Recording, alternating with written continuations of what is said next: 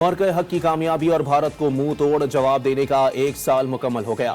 Speaker Punjab assembly Malik Ahmad Khan نے واضح کیا کہ پاکستان خود مختار ایٹمی ریاست ہے، میلی آنکھ سے دیکھنے والا دشمن مزہ چکھ چکا ہے۔ تفصیلات محمد تیمور کی رپورٹ۔ بھارت کے ناپاک عزائم اور مہم جوئی اسی کے لیے ہزیمت کا باعث بن گئی۔ 1 سال قبل پاکستان کے بہادر سپوتوں اور فضائیہ کے شاہینوں نے بھارت کو وہ دردناک سبق دیا جسے وہ کبھی بھلائے نہ بھول پائے گا۔ معرکہ حق کے سلسلے میں سجی تقریب میں اسپیکر پنجاب اسمبلی ملک احمد خان نے کہا کہ صرف میدان جنگ میں نہیں بلکہ سفارتی محاذ پر بھی پاکستان نے بے مثال کامیابیاں سمیٹی ہیں۔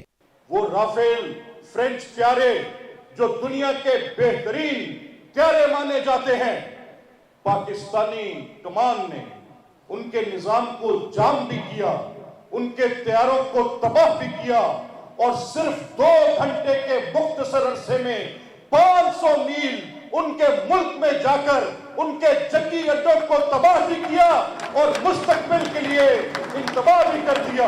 مقررین نے رائے دی کہ معرکہ حق نے ثابت کیا کہ حکومت، عوام اور فوج کے اتحاد نے ملکی دفاع کو ناقابل تسخیر بنایا۔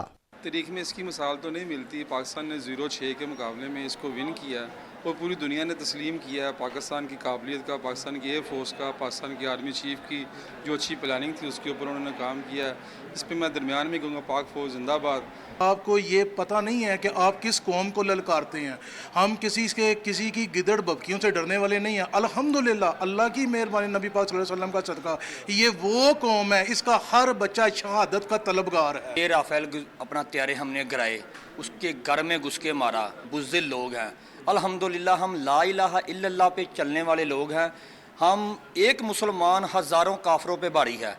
شرکا نے قرار دیا کہ عیار دشمن کو دھول چٹا کر شاہینوں نے ایسی تاریخ رقم کی جو رہتی دنیا تک یاد رکھی جائے گی۔ کیمرہ مین فاروق احمد کے ساتھ محمد تیمور، ڈون نیوز، لاہور۔